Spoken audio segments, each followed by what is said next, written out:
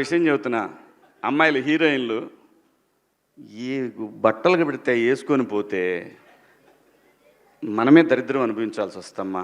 ఏమనుకోవద్దు, హీరోయిన్లు అందరూ మీరు అనుకున్నా నాకు పోయేది లేదు, లాగి పీకుతాం మనం, అది వేరే విషయం. కానీ మీ అందం చీరలోనో మీ అందం నిండుగా కప్పుకునే బట్టల్లోనే ఉంటుంది తప్పితే సామాను కనపడే దాంట్లో ఏముండదమ్మా.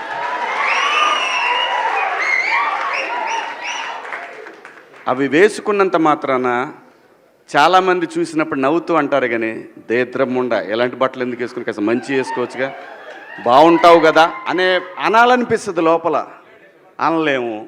అంటే మళ్ళీ స్త్రీ స్వాతంత్రం లేదా స్వేచ్ఛ లేదు. స్త్రీ అంటే ప్రకృతి, ఎంత అందంగా ఉంటే అంత గౌరవం పెరిగిద్ది. ఈ ప్రకృతి అద్భుతంగా ఉంటుంది. అలాగే స్త్రీ మా అమ్మ చక్కగా ఎప్పటికీ గుండెల్లో కనపడతా ఉంటుంది, ఒక సావిత్రమ్మ కానీ ఒక సౌందర్య కానీ. అలాగే ఈ జనరేషన్లో ఇంకా చాలామంది, రష్మిక, చాలామంది అమ్మాయిలు ఉన్నారు. వీళ్ళందరూ ఇంపాక్ట్ క్రియేట్ చేశారు కాబట్టి అమ్మటే చెప్పగలుగుతున్నాం. గ్లామర్ అనేది ఒక దశ వరకే ఉండాలా, ఇంతవరకు ఉంటే పర్లా, అది ఇక్కడికి రాకూడదు. నేనేవాళ్ళే కానీ చెప్పడానికి మళ్ళీ అందరు రేపు పొద్దున పెద్ద పెద్ద వాళ్ళంతా బయలుదేరతారు, మాకు స్వేచ్ఛ లేదు. స్వేచ్ఛ అనేది అదృష్టం.